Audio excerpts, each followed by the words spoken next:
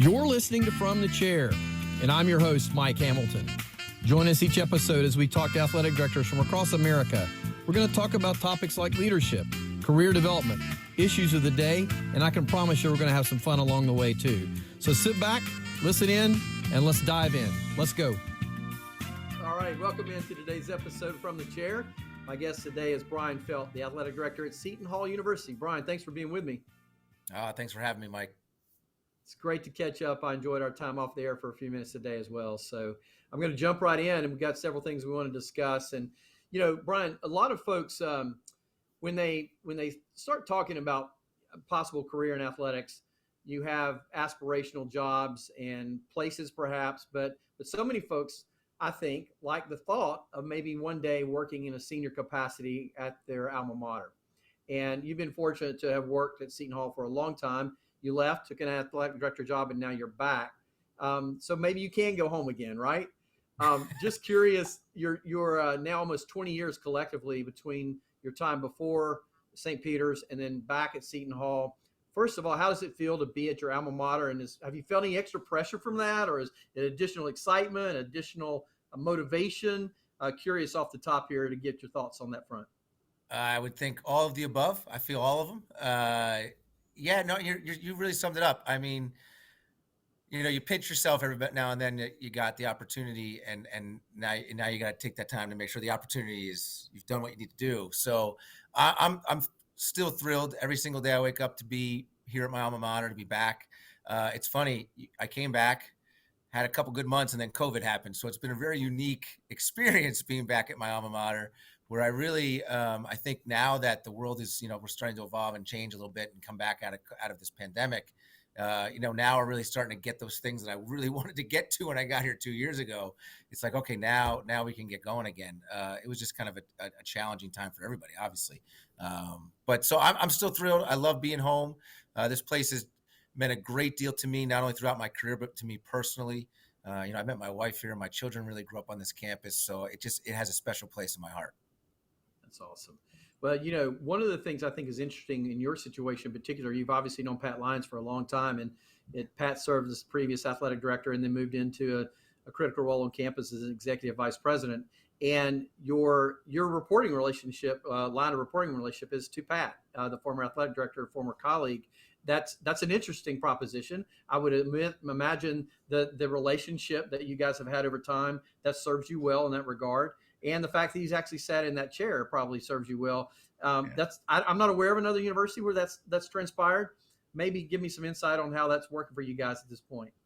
Yeah, you know, it's funny. Everybody would tell me when I was going to do it, you know, taking the job, obviously, and I got the opportunity. They're like, "Well, it's going to be really weird, though," and I'm like, "It's actually going to be fantastic." And I think that's a testament not only to who Pat is, but it's to how our relationship is. You know, I've always said that I owe Pat Lyons a great deal. He's a true mentor, but he's also really a true friend. And, you know, we always talk about from the times we first met, you know, when he came here and you know, anyone that knows Pat's a tough customer. You know, he has high expectations, which I love, but he always lets you know where you stand, and he's incredibly fair. And my time working for him when he was the athletic director were the best times I ever had, you know, really working in athletics, and the amount not only that I learned and gained from him. I mean, you can't put a value on it. And then his help with me when I went to become a first-time AD, and I was really fortunate to have to do that 45 minutes from where I lived and 45 minutes from the previous institution that I worked. And I tell people all the time, I'm not afraid to say it. I think I called Pat almost every day in the first month. And maybe a couple of times I was calling him to say, "Listen, I'm not sure I did the right thing here." And then I also would call him and say, "Listen, you know, how would you deal with something like this? Because I never saw something like this before." And it was great because it was always good to have somebody to talk through. And I still have that now, you know, and there's a lot to be said for that. You know, he's a savvy person. You know, I think the move he made for himself has fit him well. He has done a tremendous job for this institution now in the role that he has. And he is like he was when I previously worked for him. He's very hands off. He wants you to go do your thing. You know, our meetings get canceled sometimes more than we get to have them. He's certainly busy with other things. And I think the one thing that summed it up for me was early on. I think it might have been my first fall when I came back. There was a volleyball game on a Friday night or something like that, and he calls me up. He's like, "Hey, let's get dinner tonight. Let's catch up and see how things are going." I'm like, "Nah, Pat, I can't do that. I'm going to the volleyball game tonight." He's like, "Oh man, I don't miss that." He's like, "Yeah, have fun." He's like, I've been to so many damn games, so it was kind of funny, and he's enjoyed himself in his role, but he also gets to so obviously be involved, and so it's really a benefit to me to have him here. Yeah, it's interesting. I I have 5 presidents in 8 years that I Yeah, reported to, which is that's a tough task in many ways, and I'm not unique in having to have experienced that. But what would happen is every time you had a change, seemingly you had to go through this re-education process of how does athletics function at your university, what are the things that are the priorities, what are the things that are the hurdles you have to get through. And I would think in your situation, and you've already alluded to it, that's a huge benefit to have someone that when you talk, candidly about the scenarios you're dealing with, someone to have actually experienced it, but not only to have experienced it, but having had experienced it in the very same chair is an interesting proposition. And it sounds like he also, though, at the same time, understands letting you have your opportunity to shine in your way, right? yeah, and I think Mike, to that point too, he's a voice for athletics on this campus. And my philosophy is you can never have enough voices supporting the mission of what you're trying to do in the athletic department, and that only helps in all the areas he oversees. I mean, Pat has a role as chief of staff where he's with the president all the time, and that's another voice for athletics around our president. And our president gets athletics, and he's been wonderful. And he came in really around the same time I came in, and so that's a really special thing to have, and I'm thankful for it. Yeah. So look, I want to dial it back for a little bit. You mentioned the fact that you were around athletics some in college, but when you first got out, you were in broadcast and communications for a bit, and I want to talk about that segment for just a minute because I think there are a couple of interesting stories there, and then we'll get back to sort of the evolution of your career. And I want to talk to you about St. Peter's. I want to talk to you about Shaheen Holloway and some other things, as you might imagine. Sure. Uh, you worked for MSNBC, you worked for NBC, and you worked for CNN.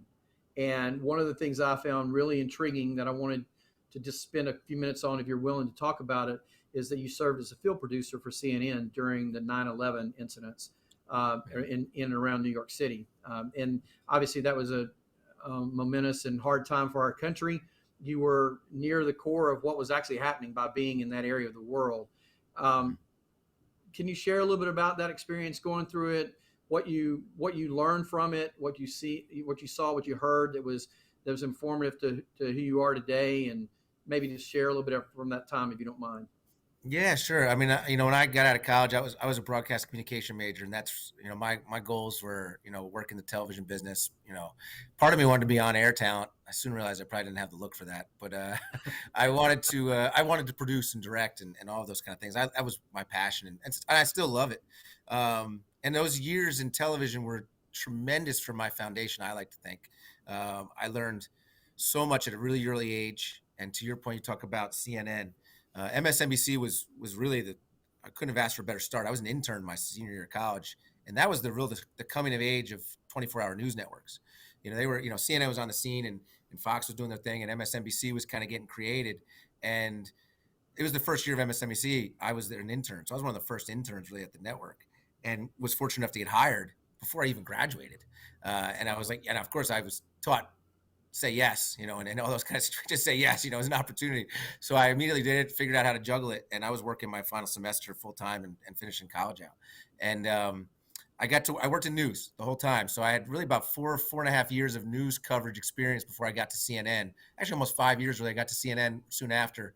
Um, and I'd covered a lot of different really great stories. I worked in breaking news a lot when I was at NBC, but nothing can prepare you for a story, I think, like 9/11.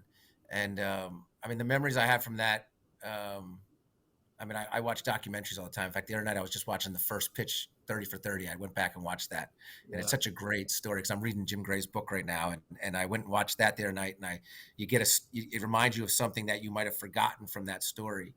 My situation with CNN was a little unique I was hired by CNN in August of '01. and I was getting married in August, and I just bought a house, the whole deal. And I went on my honeymoon, and I had been hired right before I left uh, to work on the Aaron Brown show for CNN. Aaron Brown was coming to CNN, was going to start a show, and I knew David Borman, who was the executive producer from my time at NBC. He had hired me to come over do some field producing work. Of course, I come home a couple days before 9/11, and I'm not supposed to start till October 1st. And 9/11, I'm actually in the DMV because I had moved from, I had all my original stuff was Pennsylvania. I grew up in Pennsylvania, and I had to change my license over, all that kind of stuff, change my car insurance. And 9/11 happens that morning. I'm in the Mm, line at the DMV, and I'm watching it unfold. And I literally then get back to my townhouse, and I'm calling my wife to make sure she's okay at work because everybody was calling their loved ones. And David Borman calls me later that afternoon, and he's like, "Listen, it's all hands on deck. Aaron Brown show's on hold. It's go time. I need you. Can you get here somehow tomorrow?" And again, that was a struggle because there wasn't, mass transit was kind of really, stagnant at the right. moment. It was just not a lot of movement. I get my way into Manhattan the next day. I had to get to HR, get signed on real quick, and get to work. And I wasn't in the heart of Ground Zero. I was at, because they had sent out barricades and barricades, blocks and blocks and blocks away. I was down as probably as close as I could have gotten for being a field producer at the time, and I'm there, the next morning. And Wow. the memory I have is not only the smell, not only the haze and all the stuff that everybody talks about.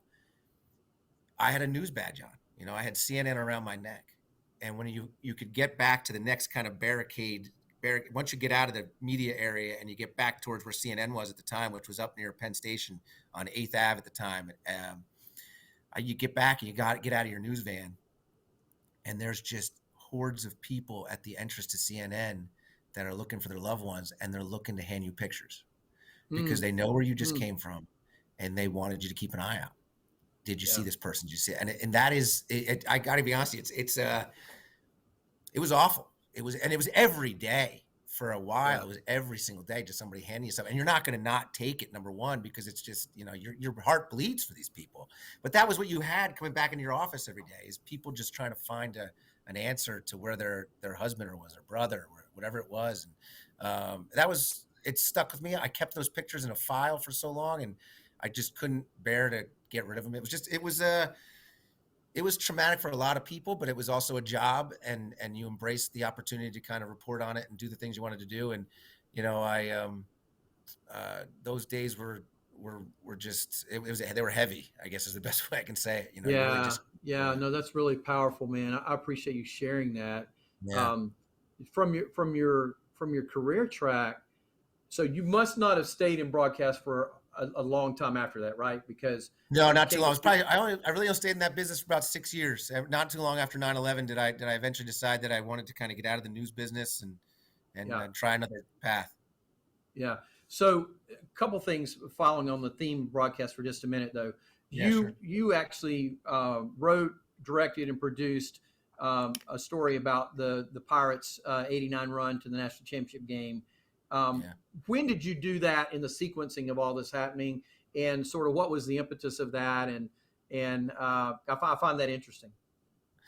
Yeah, so I tell people it was a project that I think kind of was able to kind of get me back to my roots a little bit, so I had left the business, got into fundraising. I think I had said no to that opportunity many times, but I had a good friend at Seton Hall who was really persistent. Michael Oakes, good man, worked in the Pirate Blue Athletic Fund at Seton Hall and athletic fundraising. He said, "Listen, we need fundraisers." Seton Hall had kind of gone through its own tragedy, really. Soon before 9/11, we had a massive fire in one of our freshman dorms and lost, 3 students. And the school is really kind of recovering from a lot of different things, certainly from the fire, but getting fundraising back on track after dealing with a tragedy. And he said, we need some people. You'd be good at it. And I said, Mike, that sounds like an awful idea. I said, I'm really just taking a step from TV news. I think I'll probably go to a production company. I'll stay in the business. He's like, Bryan, I'm telling you, you need to think about it. And so I give him credit for selling me. My wife really sold me, though. At the end of the day, she's like, "Why don't you just do it?" She's like, "It sounded like it'd be a good idea. Get involved. You love Seton Hall. She was a Seton Hall alum. She's like, I can go back and get my master's. I'm a teacher." I was like, "Oh, it's all about you." And but I said, "Yeah, well, I'll give it a shot for a little while." I had no interest in my master's and all those kind of things, but I ended up doing it, and I was glad I did. And I really soon realized relationships and the power of fundraising. But as I did that for a few years and then got involved with the athletic department fundraising a little bit more, Joe Quinlan is the athletic director. Joe was someone that was at Seton Hall in the late 80s when 89 happened for men's basketball, getting to the national championship game. He had said to me, he goes, listen, you've got a marketing sense and a media sense. What can we do to really celebrate the 20th anniversary of this team? And it was something in my role in fundraising and work with alumni, I knew I'd be involved with it. I said, well, I always thought the story was so unique, Joe, because we always remembered who finished second. I know Michigan won that year, but I mean, you talk to anybody in our world, they all just talk about a really bad call and the excitement of a small school kind of making this run. I said, why don't we celebrate that, and can we do something on tape? And really, it was a very basic idea. I really didn't think that we could go documentary, and nor did I know if I could even handle producing a documentary. And he said, well, listen, if you could do it, see what you can do, get some interviews figured out, and let's try and maybe put together a small feature and we put it on our website or something. That evolved into me starting to have conversations with players and tracking down guys, which was really quite frankly, one of the largest parts of the project. And I started shooting footage. We started getting footage done, and I was calling in favors to get some camera guys in there and get some stuff. And I was like, this is great stuff. These guys have some really great stories. We can make a full on thing with this. And I had brought in a friend, brought in a couple people to help me write it, shot it, had a friend of mine help edit it. It really took about a year and a half, and we were talking a year plus ahead anyway. So I got it done. I still tell people this day, I have so much great footage, we can make a second film. There was just so much good stuff for Seton Hall people and people loved it here for Seton Hall. And then it got picked up. We had some good connections, ESPN Classic put it on, and SNY locally here in New York put it on, and it got into a couple film festivals. We went further with that thing than I think we probably ever needed to, but it was so much fun that it was just one of those great projects. Wow. So that's your first Emmy? Is that what happened? There's no Emmy. I have a fake Oscar in here somewhere in this office. Actually, I'm trying to find it from a film festival. It tells you how much of a film festival. It's a plastic Oscar, but it was. I think it was the Atlantic City Film Festival. We won best sports documentary, and tremendous. It was. That's tremendous, cool. Man. What a great story. So, having done those kinds of things, do you feel like your experience in that area? How does that inform your view of how you deal with media today? Yeah. It's funny. I talk to media members, and I know a lot of our media guys from the years I was here running the external side for so long, where they know my past a little bit. And, and I was very close with certain media members that they always want to hear stories about and things like that. But, I think it's helped me kind of understand what they're trying to get at. I talk to our sports information staff all the time about it. And I'm like, listen, we have, and everybody knows this, you have reliable people that are covering you, beat writers and all this kind of stuff. You're always trying to help each other out. At the same time, you're also trying to be protective in certain areas. And it's just trying to be upfront and honest. And I think I always appreciated that when I was on the other side. I always appreciated, as a field producer, I was going out to do a story. I wanted someone to be upfront with me and say, listen, I can't talk about X, or I can't, I need to tell you this from the get-go. This is off limits. This is, I think it helps set the parameters. And as a media member, you want somebody to help you with that. I think that gives them a guideline to know where they can go, where they can't go. And not only that, but becomes a real fabric of trust between both. And I think we have a really good relationship with a lot of our media here in a very large market in New York, New Jersey, where we've done a good job in always being really upfront with all of our media members, and they're the same with us. We have, and I don't know if that comes from my background. I don't think it does. I think that anybody really can understand that. But I certainly know that's the way we wanted to be treated when I was in the media side. There's a job to be done, right? There's a job to be done. At the end of the day, there's a job to be done. Everybody understands that. And I think if you have that trust and respect, I think, it's the best way it's going to get done right. So. Right. So you came back to campus and you're working your way up with increasing responsibility at Seton Hall. And then you get the chance to go be the athletic director at St. Peter's, not far away from where you were housed at the time. And what was it that drew you to St. Peter's, number one? And then number two, what did you find when you got there? Some of that's been documented over the last few weeks during the NCAA tournament as to the St. Peter's athletic department, number of staff, that kind of thing. and then you hired Shaheen at St. Peter's, who I believe had been an assistant at Seton Hall during that time. Walk me through that time frame in I guess now that's been probably 5 years ago. Well, that hire certainly made me look good today. But so so the St. Peter's job, Shaheen has told a story very similar to this during that run, that amazing run that they just had. He's told this. I've heard him tell a story that's very similar because we've shared similar stories about this, and we talk a lot about it actually. When I knew when my time had come. I wanted to be an athletic director. I knew this is what I kind of wanted, and I talked to Pat a lot about that. I talked to other ads I had good relationships with. I said, I think this could be a good opportunity. It's certainly the number one thing to answer your question right up front, Mike, was it was local. I wasn't going to have to move my family. I have a wife from New Jersey. She's a school teacher. I have 3 kids in New Jersey. I certainly was applying to jobs outside the state, but I knew this was going to be a heavy lift for her. So the fact that I could stay within the boundaries of New Jersey and that was a really attractive thing. But Shaheen tells the story, and I tell the story too, is that many people told us not to take the job. And I'll be truthful. I had many people, almost probably 8 out of 10 really good, confident people, confidants of mine. I would say, listen, this is what I'm looking at. Any of them would say, listen, don't, I don't think that's a good spot for you. It's a place that's not been in the best shape. They really haven't put in investment in athletics. I don't know if you'll be able to make anything work there, and it might not be worth it. That made me really think. And I was, trust me, I was going through the process, and it was a long process. I remember the interview process being pretty long, almost like 6 to 8 months. And I can even tell they were really in a transitionary period where they had actually, I think before I got there, Mike, I want to say it was three ADs in 5 years, something like that. Wow. I mean, it's really, there was no stability in the role. And I think that was a concern. But I had Pat, who was one of the people who said, listen, you know what? They're bad jobs until they're not. And there's usually nothing better to follow than something that really hasn't worked. And, right. And that stuck with me. And I talked about Pat being savvy. He's a smart guy. And I said, that makes a lot of sense. And then I had another good friend. I called a couple people in the MAC that I knew, and they're like, it might not be as bad as people think, if you get the right person and if you're willing to, kind of get it going. And I'm thankful I didn't listen to everybody, the naysayers. I'm thankful I listened to, because I absolutely loved my time at St. Peter's. It was short. I tell people my 2 years at St. Peter's were truly dog years, because we did so much in that time. I mean, my first year, I had to make a lot of hard decisions. I eliminated 3 sports in my first year, something that I don't think any AD really ever wants to do, and I didn't want to do. It was a hard decision to make. I hired probably 4 new head coaches, reinvested some finances, did a lot of different things. I was really, and it wasn't just me. I had a great staff over there that worked so hard. I got to bring Shaheen, as you mentioned, who was someone that I knew very well and I knew would fit into that role well at St. Peter's, and he certainly proved me right. But it was a place that just needed, and I this is going to sound kind of crazy, and it's not to be, there's no offense to it. It's just, there was a lot of low hanging fruit.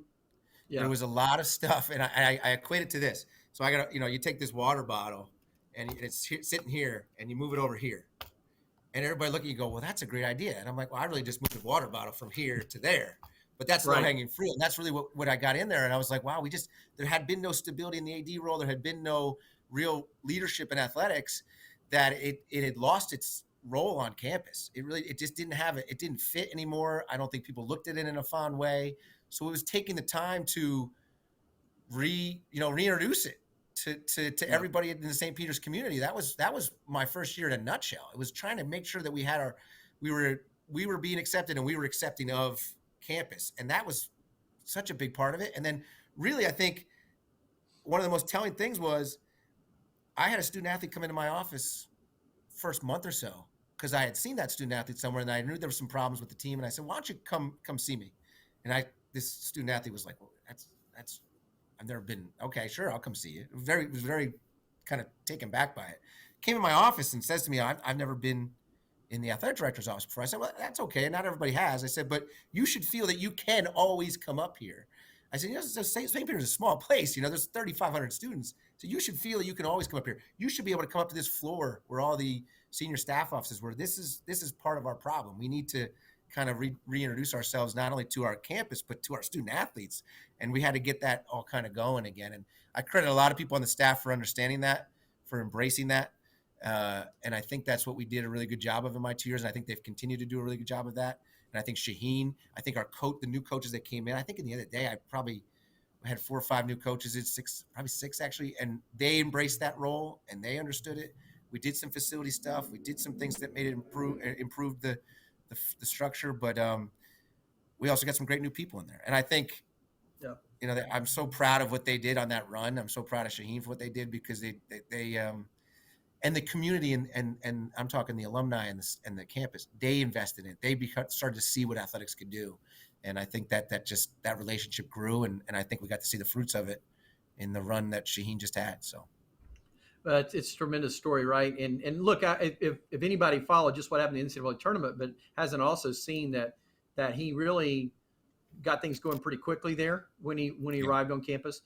I've actually bought a Peacock Nation T-shirt now. I hope if Corey Moss is listening to this from CLC, I hope it was licensed.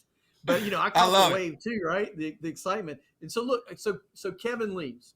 You're at Seton Hall. You're the AD. You're watching this, and you know Shaheen obviously from your time at Seton Hall, but then also at St. Peter's and having hired him. And so now you've got to hire a basketball coach. It was an obvious choice, I'm sure, right? So at that point, he made it pretty easy, that's for sure. Yeah. So I know you've got to be excited about that, and certainly everybody will be watching for his success going forward. Yeah. Basketball is important at Seton Hall. All of your sports programs are important, but basketball has been one sport that has brought a lot of national attention to your university, right? So as you look at the horizon for Seton Hall University athletics over the next, let's call it 12 to 36 months, what's the heavy lift that you have to do as athletic director now? Maybe to make sure your basketball program continues to be on the rise, or other programs that you see that are on the come, or maybe are having success, you want to continue that? Is it facilities? Is it all the questions that we're seeing now around portal and NIL, all those kinds of things? What's on the horizon for you, Bryan, that you feel like you've got to really plant your flag on these next 2 to 3 years? Yeah, absolutely. Men's basketball. I mean, listen, at the end of the day, you know what the drivers are, and basketball for us is a driver. I mean, that's really what kind of fuels us. So men's and women's basketball is always a focus. I've spent a lot of time with Shaheen in these first few weeks since he's been back. We talk about his vision, my vision. We got to be on the same page. Tell me what you're going to need. Tell me what's going to help you, what you think can help you get us to the next level. We've already Kevin did a tremendous job here in his 12 years. And I was fortunate to know Kevin really well and consider Kevin a good friend, and I'm happy for him. But we were invested before Kevin left. We're in the process of launching a project next summer. Will hopefully be shovels in ground for a $40 million men's basketball practice facility. We're also in that part of that project is also in the enhancement of our women's basketball practice facilities. So I think that's a really good piece of it on the facility side. Mike, in our last 10 years here, we've touched every facility within Seton Hall Athletics, so everything's pretty much brand new. Our facilities are in very, very good shape. I think the big basketball piece now is the final piece of the puzzle. Not to say that we're going to always kind of be doing little things here and there, but we just built a baseball stadium 2 years ago. The gymnasium just got redone for women's basketball and volleyball. That was last summer. So we've hit a lot. Every locker room's brand new. I mean, so the practice facility is big. But to the other points you say, I mean, NIL, Shaheen and I we just talked about it yesterday extensively again. It's how are we in the right position for this, understanding the right things to do. I think we're all educating ourselves why we're trying to also do that. We're trying to also educate young people on how this works, as well as educating ourselves with the state and our state laws compared to other state laws. And, we're mindful of all of these things. And at the same time, we know we need to have certain things in place because it's such a big piece of college athletics now. So all of that is a focus. I think, he's a new coach right now. So proper staffing, we're going through all of those kind of things. And then sport-wise, we are 14 sports at Seton Hall. We are a league minimum. We're not a very large athletic department, but we want to make sure everything's being invested in properly. We've done a lot with our soccer programs in the last few years. We won a Big East championship, made it to an Elite Eight in the NCAA tournament 2 years ago with men's soccer. We want to continue that track. women's soccer we see as an up and coming program here. We've always felt soccer's here, not only within the Big East, because the Big East is a very good soccer conference, but Big East with soccer here in North Jersey is a strong sport for us. So we've done a lot with that. When we built that baseball stadium, we also built the soccer stadium.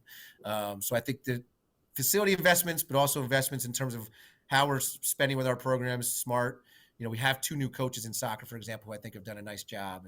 And across the board, we're looking at that. We have a new volleyball coach right now. We have a new softball coach right now. We've really done a lot with some of our sports where I think we're going to see a lot of upward trajectory in those programs. And I think Shah also brings on the men's basketball side, but also in the department side, he brings a nice boost to us. There's a lot of excitement about bringing him home. And I think, especially coming off the run he just had, I think our entire department, you could even see kind of a pickup in motivation, having him here. And he's really good about being a part of this department, and he'll get to know other coaches. And I look forward to that for us, because I think that's going to be a great thing for our culture, because really at the end of the day too, that's of utmost importance. So you mentioned this basketball facility and other work that's been done. As an athletic director that has a fundraising background, how do you weigh all of your many responsibilities against the fact that carrying the primary vision for the department and having had a background in fundraising and development? How much time do you personally dedicate to that particular endeavor? I say all the time. I tell everybody on our staff. So I tell everybody on our staff, you are all fundraisers all the time. I might not be asking you to ask for money, but you're all fundraisers. You all have to have that thought process that everybody you're talking to is the next benefactor, or everybody you're talking to is an ambassador of some kind for our program. So we're all fundraising all the time. When it comes to this facility right now, it's a massive part of my focus. It's a massive part of what we're trying to do and achieve. It is a part of our university's next campaign. So it's a priority. It's one of the top 3 priorities for the university. So it commands a great deal of focus in terms of, weekly we're spending time with architects and going through we're in that kind of phase. And at the same time, raising the money. We're in the silent phase of the fundraising project. So I mean, every day, in fact, before this call was my meeting with Jay Judge, our head fundraiser, going over who needs a touch this week, what's our next big meetings, when, how far along till solicitation on this prospect, all that kind of stuff that I remember all so well, and he does a great job with. So, and working close with our central, advancement office here on campus, because they're a big part of this too. So that does take up a lot of time. I mean, it's every day. It's like brushing your teeth, right? It's an everyday thing. It's an everyday thing. Yeah, it's every day. And if you don't do something along those lines, you're falling behind. I mean, even the athletic directors who aren't necessarily as comfortable with it, there's a role you can play, whether it's the casting of the vision or writing a handwritten note, those kind of things. I believe it's just like you've got to get up and brush your teeth every day. Yeah, but I think every day you got to make sure, okay, listen, if there's somebody you got to call today, let's make those calls. There's some notes you got to write. Like, that has to happen almost every day, in my opinion. Again, I'm coming from that fundraising world. I think that's kind of natural. But there's, who haven't I talked to lately that I know is going to be we're going to be asking for a gift down the road. And it's just part of relationships too. It's part of how it works. So I think it's an everyday thing for me. Well, look, man, time has flown by. This has been a very thoughtful, informative session. I appreciate you sharing some personal thoughts around your work around 9/11. Certainly, it's been great to hear, about your time at St. Peter's and Seton Hall and the hiring of Shaheen and all the things that you've taken the time to share over these last 30 plus minutes. And just know that you've got a lot going on. So I want to say thanks. I appreciate the time, Mike. I always enjoyed talking with you, and it was good to talk. Good to see you. All right. Well, we'll do it again sometime soon, and hopefully we'll see each other live and in person somewhere soon as well, Bryan. So this has been From the Chair. I'm your host, Mike Hamilton, and today's guest has been Bryan Felt, the athletic director at Seton Hall University. Looking for big things out of the Hall in the years ahead, and we'll see you guys next time. Thanks for joining us. Take care.